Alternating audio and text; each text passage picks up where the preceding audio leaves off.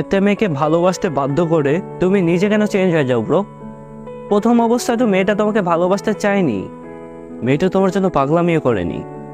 একটা মেয়ে যখন তোমাকে পাত্তা দেয় না, তখন তুমি তার জন্য কত কিছু না করতে পারো।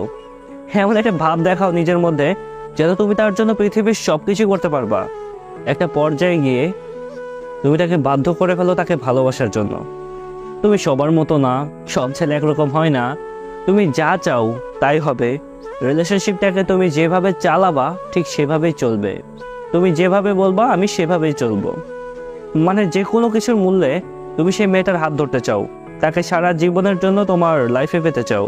ঠিক যখনই মেয়েটা তোমাকে ভালোবাসতে শুরু করবে, তোমাকে অন্ধের মতো বিশ্বাস করবে, সবাইকে ইগনোর করে তোমার কাছে পড়ে থাকবে, তোমাকে ছাড়া অন্য কিছু ভাবতে পারবে না, এমনকি তোমার জন্য নিজের পরিবারের বিরুদ্ধেও যেতে রাজি, ঠিক সে সময় আপনি নিজে বদলে যান।